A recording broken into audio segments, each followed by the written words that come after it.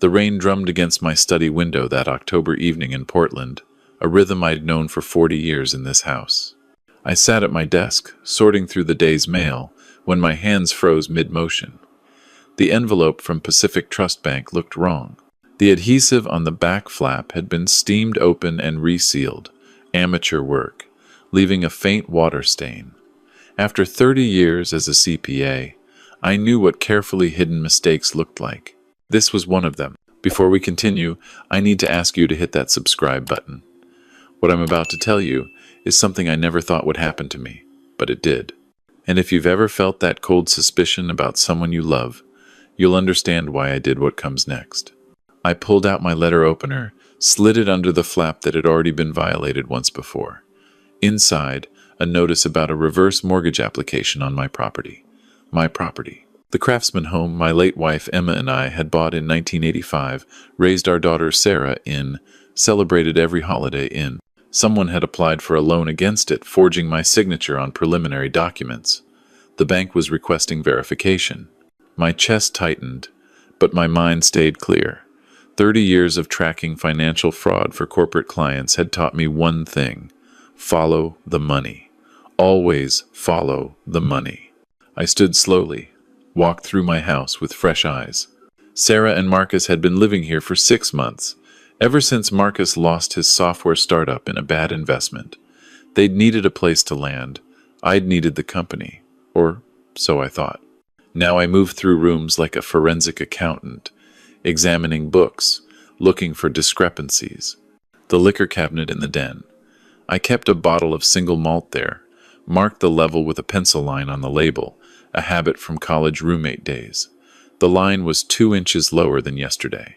Someone had been drinking it, refilling it with cheaper whiskey, thinking I wouldn't notice. Small thing, but fraud always started small. The filing cabinet in my home office kept locked, fresh scratches around the keyhole. I opened it, checked my documents. Everything seemed in place, but the property deed folder felt lighter. I counted pages, 2 missing, photocopies of the original deed and the title certificate. My hands didn't shake. I was 65 years old, supposedly slowing down, supposedly trusting. But I'd spent 3 decades finding hidden numbers in complex spreadsheets, spotting the patterns that others missed. This pattern was screaming at me now. Dinner that night was pot roast, Sarah's attempt at her mother's recipe. She'd never quite mastered it.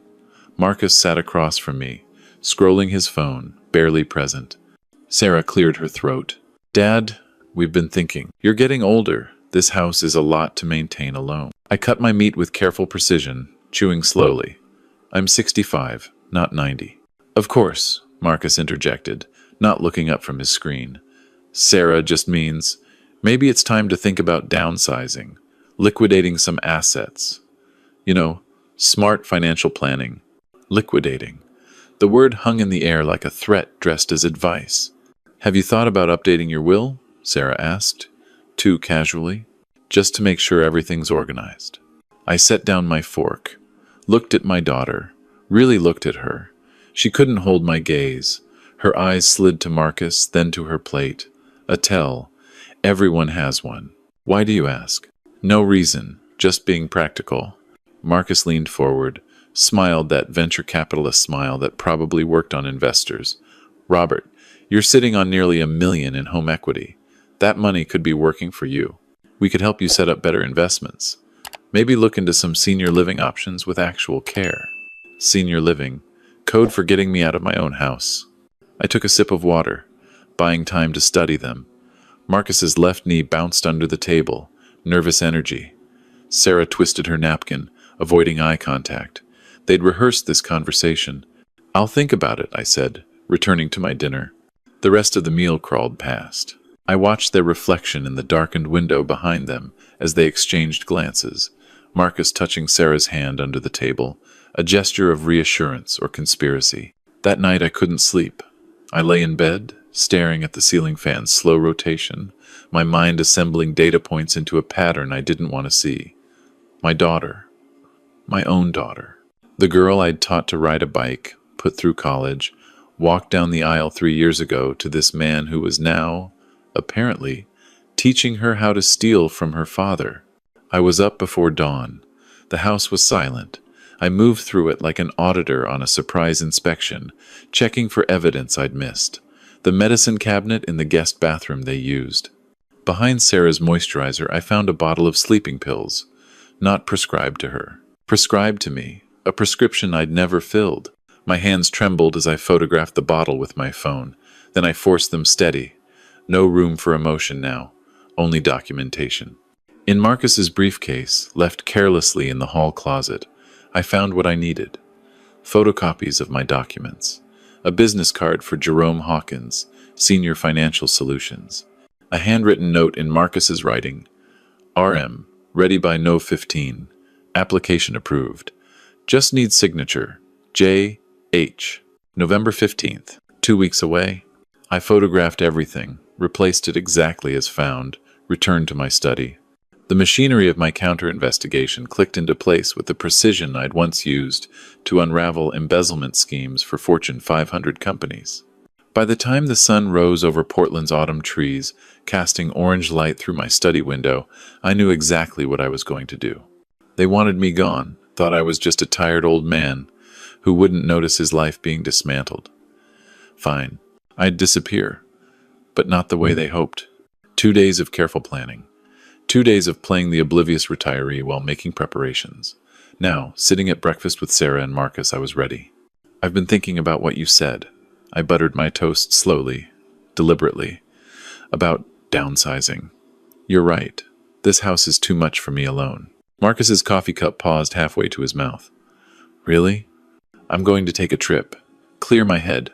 Think about options. That wellness retreat in Sedona. The one Emma always wanted to try. 3 weeks, starting today. Sarah's fork clattered against her plate. Today? That's sudden. I shrugged, reaching for jam. I'm retired. No time like the present. Your mother would have wanted me to finally do something for myself. The emotion in that sentence was calculated. True enough to be believable, strategic enough to deflect suspicion. They exchanged a look. Too quick, too loaded with meaning. That's wonderful, Dad, Sarah said, leaning forward with manufactured warmth. You deserve it. Don't worry about anything here. Don't worry about anything here. The words felt like a confession. You sure you're okay driving alone? Marcus asked. Long trip for someone your age? Someone my age. I let a sharp edge creep into my voice. I can still drive to Arizona, Marcus. Of course. Of course. Have a great time. The relief on their faces was almost painful to witness. My own daughter. Grateful I was leaving so she could rob me. I spent the morning moving through the house with methodical precision, playing the role. Suitcase packed, hiking boots, camera equipment. But hidden among the tourist supplies, I packed other things. High-powered binoculars, my old audit notebook, a small digital voice recorder. At lunch, I spread a map across the table, traced my route. I'll take I-5 south, probably stop in Ashland tonight, then across to Sedona. Sounds perfect, Marcus said, his eyes measuring how long I'd be gone. The Portland rain had stopped when I loaded my car. Sarah helped carry bags, her movements stiff with guilt and anticipation warring inside her. Marcus stayed on the porch, watching. Take care of things here, I said, pulling Sarah into a hug. We will, Dad, we will. I climbed into my Volvo, started the engine. They stood on the porch waving. As I pulled away, I watched them in the rearview mirror. The moment they thought I couldn't see anymore, Marcus's arm went around Sarah's waist. He said something that made her laugh. They were celebrating. 20 minutes east, not south. The Riverside Inn sat off Highway 26, the kind of place that took cash and asked no questions. I checked in under the name Thomas Morrison, paid for a week up front, and waited. 3 hours later, I drove back. Different route this time. Side streets I knew from 40 years of living in this neighborhood. I parked 4 blocks away beneath a massive oak tree and walked through the autumn dusk. The vacant house next door to mine had been empty for 8 months. Owner died. Estate in probate. I'd mowed the lawn a few times out of civic duty, noted the lockbox on the back door, memorized the code from the realtor's sign. My fingers found the buttons in the darkness. The box clicked open. Inside smelled of dust and absence. I moved through it without lights, letting my eyes adjust, finding the bedroom with the perfect view into my own kitchen and living room. Every window in my house blazed with light, both cars in the driveway.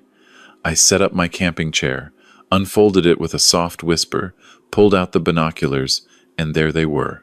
Through my kitchen window, I could see Marcus pacing, phone pressed to his ear, animated conversation. Sarah sat at the table, laptop open, typing rapidly. They were coordinating something. Someone.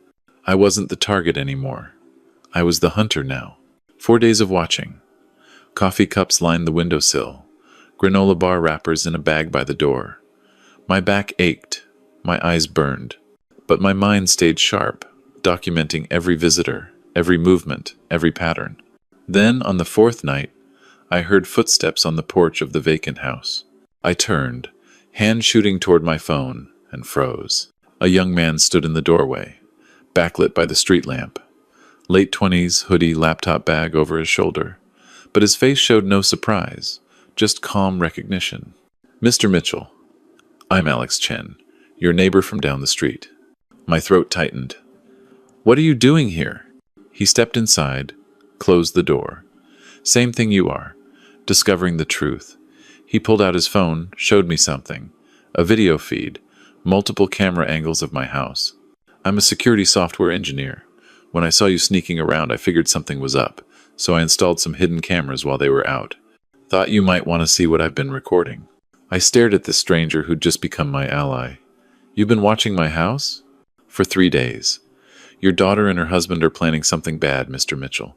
Really bad." He pulled up a chair, opened his laptop.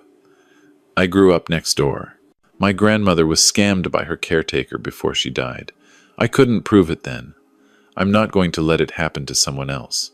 Something in my chest loosened. "Show me." What Alex showed me changed everything. Video from that morning. Marcus on his phone in my study. "Jerome, the old man's gone for 3 weeks. We need to accelerate. Can you get the documents filed by Friday?" Another clip. Sarah, crying in the kitchen. "I can't do this, Marcus. He's my father." Marcus's response, cold. "He's got $1 million house and life insurance. We're drowning in debt, Sarah. This is our only way out. But the pills aren't for now. They're insurance. If he fights the mortgage fraud, we need him to seem incompetent. A few pills in his coffee, he gets confused, falls, hits his head, accidental death. Clean. No one suspects." My hands clenched around the armrest. They weren't just planning fraud. They were planning murder. "There's more," Alex said quietly. He showed me financial records he'd pulled. Marcus's gambling debts. $400,000 to offshore accounts. Loans from dangerous people. Deadlines approaching. "They're desperate," I said, my voice hollow. "Desperate people do desperate things." I stood, backed away from the window, trying to process. My daughter, planning my death, not just theft, murder. "What are you going to do?" Alex asked. The question hung in the air. What would I do? I'd spent 30 years following rules, documenting fraud, reporting to authorities. But this was different. This was family. This was my daughter, who I'd raised, who I loved, planning to kill me for money she thought she'd inherit. "Let them think they're succeeding," I finally said. "Document everything. Then show them what happens when you underestimate an accountant who knows how to follow money and build airtight cases." Over the next week, Alex and I became partners. He handled the tech. I handled the financial forensics. Every conversation recorded. Every document photographed. Every movement tracked. We discovered the full scope. Marcus had forged my signature on a reverse mortgage application for $600,000. The money was supposed to hit his account on November 18th, 3 days away. But there was another document, a life insurance policy, $2 million, that Marcus had taken out on me 6 months ago, forging my signature, listing himself as beneficiary through a shell company. "If the reverse mortgage gets investigated," Alex explained, "they have a backup plan. Stage an accident, collect the life insurance, blame it on your age, and confusion. How long do I have? Based on their conversations? Once the mortgage money comes through, and if you come back and start asking questions, they'll make their move. Maybe a week, maybe less." 7 days to build an unbreakable case. I drove into downtown Portland, dressed in my courtroom suit, the one I wore for depositions. Margaret Chen, my attorney, listened to everything, watched Alex's videos, reviewed my documentation. "This is attempted murder conspiracy," she said flatly. "We're calling the police." "Not yet. I need to secure everything first. If they panic, they run." She studied me. "Robert, this is your daughter. My daughter died when she agreed to kill me for money. This is just a criminal I need to stop." Margaret drafted documents. An irrevocable trust, established September 1st, 2 months before any of their schemes, making their reverse mortgage application fraudulent. A new will, removing Sarah entirely, leaving everything to charity. Restraining order paperwork, ready to file. "The trust backdating is legal?" I asked. "You consulted me about it in September. I have notes, remember?" I didn't remember, but I trusted her. Thank you. At Pacific Trust Bank, I placed a fraud alert on all accounts, a hold on any property transactions, notification requirements for any attempts to access my assets. "Mr. Mitchell, are you in danger?" the manager asked. "Not if I'm careful. Just help me protect what's mine." November 16th, I had everything ready. Evidence organized, legal protections in place, authorities briefed. Now I needed one final piece, proof of their intent in the act itself. I called Sarah from a burner phone Alex had given me. "Dad, where are you? We expected you back yesterday." "Still in Sedona. Having some trouble with my car. Might need to stay a few extra days." A pause. "What kind of trouble?" "Just some overheating. Getting it checked. Nothing serious." I injected slight confusion into my voice. "Although I have been feeling odd lately. Dizzy. Can't seem to remember where I parked yesterday." Another pause. I could hear her breathing. "Dad, that doesn't sound good." "I'm fine, honey. Just tired. I'll call you when I'm heading back." After I hung up, Alex showed me what his cameras caught. Marcus immediately on the phone. "He's showing symptoms already. The confusion. When he comes back, we accelerate the plan." November 18th. The day the reverse mortgage was supposed to fund, I sat in the vacant house, watching as Marcus paced my living room on his phone. At 2 p.m., he shouted, pumped his fist. The money had hit his account. "Time to go home," I told Alec. At 4 p.m., my Volvo pulled into the driveway. I climbed out slowly, deliberately, like a man who'd been driving for hours. Sarah rushed out. "Dad, you're back. How was the trip?" I let confusion cross my face. "Trip? Oh yes, Sedona. Beautiful.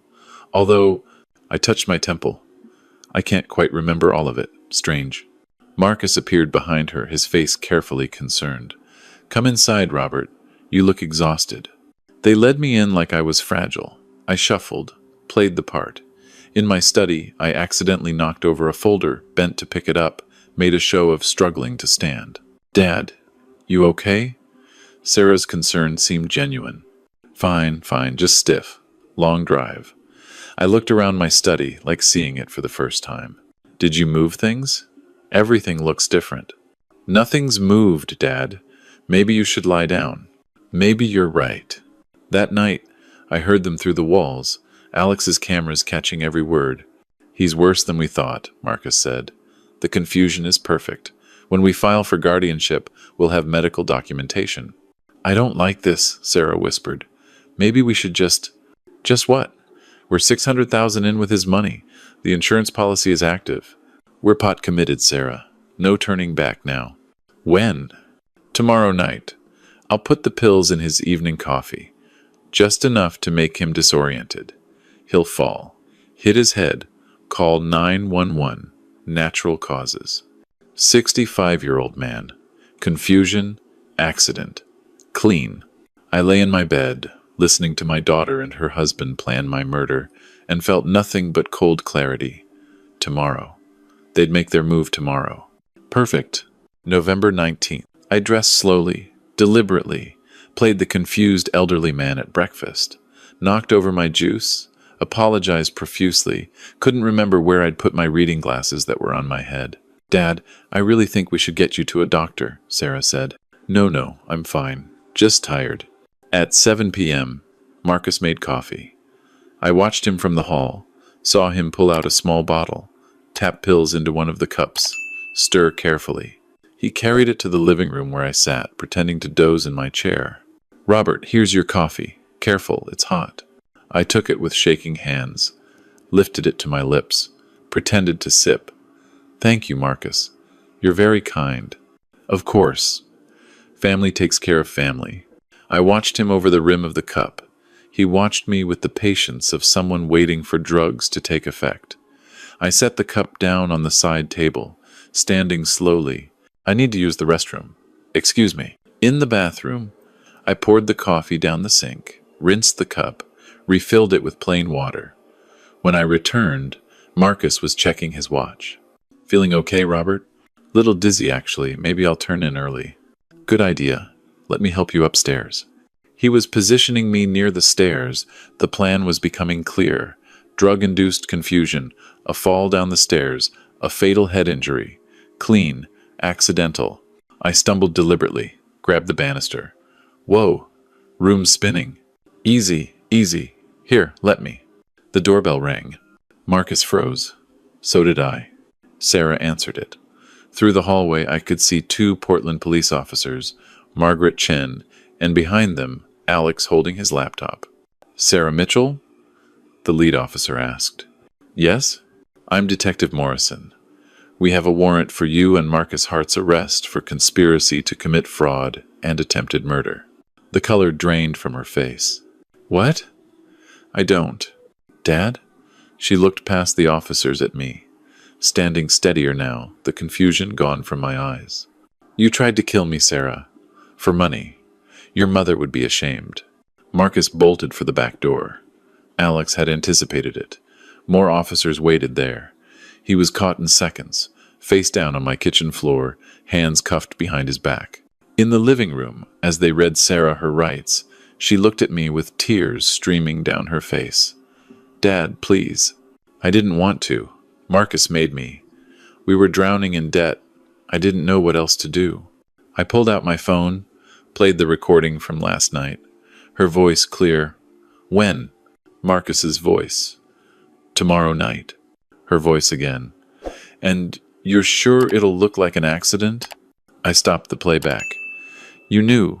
You chose this." Detective Morrison held up the coffee cup Marcus had given me. "We'll test this for the pills." Combined with the recordings, the financial documents, the forged signatures, you're both looking at 15 to 20 years.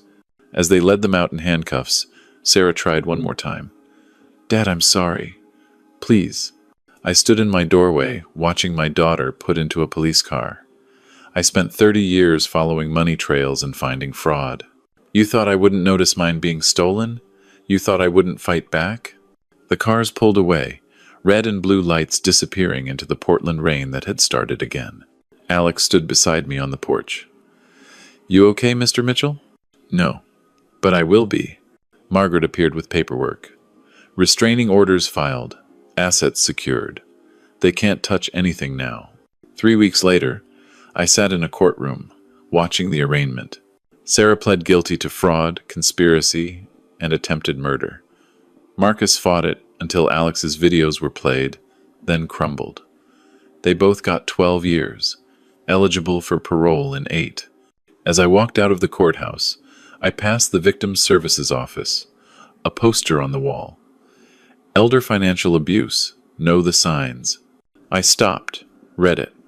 Every warning sign I'd ignored or rationalized until I couldn't anymore. The asking about wills, the isolated living situation, the confusion tactics, the rush to access assets. I pulled out my phone, called the number on the poster. "My name is Robert Mitchell. I'm a retired CPA. I'd like to volunteer, help others recognize financial fraud before it's too late. Now I spend 2 days a week teaching seniors how to protect themselves, how to recognize the warning signs, how to document evidence, how to fight back when the people you trust become the people you need protection from." My house feels emptier now. The silence is different without Sarah's laughter, even if that laughter was just a mask for betrayal. But it's mine again, safe, secure. Some bonds are sacred, some betrayals are unforgivable, and sometimes the hardest thing you'll ever do is choose justice over family. But that's what accountants do. We follow the numbers no matter where they lead, even when they lead to your own daughter in handcuffs. If this story resonated with you, please hit that like button and share it. If you've experienced something similar, or if you have elderly parents you're worried about, leave a comment below. We need to talk about this more. And if you want to hear what happened when I finally confronted Sarah in prison 6 months later, click the video on the left. That conversation changed everything I thought I knew about forgiveness.